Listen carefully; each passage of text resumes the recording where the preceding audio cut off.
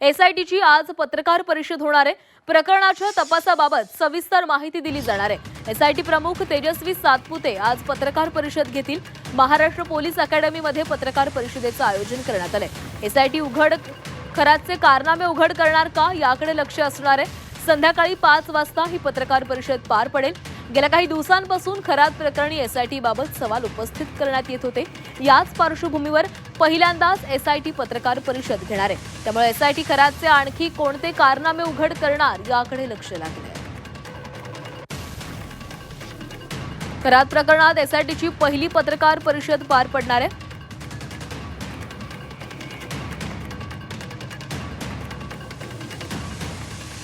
पीडित महिलांचे व्हिडिओ बाहेर कसे आले याची उत्तरं कदाचित आजच्या पत्रकार परिषदेमध्ये मिळू शकतात। एकूण व्हिडिओ आणि पीडित महिलांची संख्या किती याचंही उत्तर मिळू शकतंय।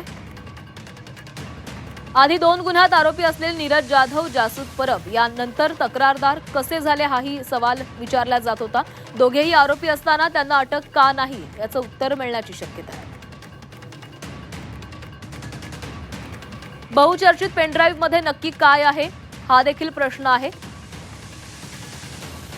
पेनड्राईव्ह न्यायालयासमोर सादर का केला नाही हा सवालही या पत्रकार परिषदेमध्ये एसआयटीला विचारला जाऊ शकतोय।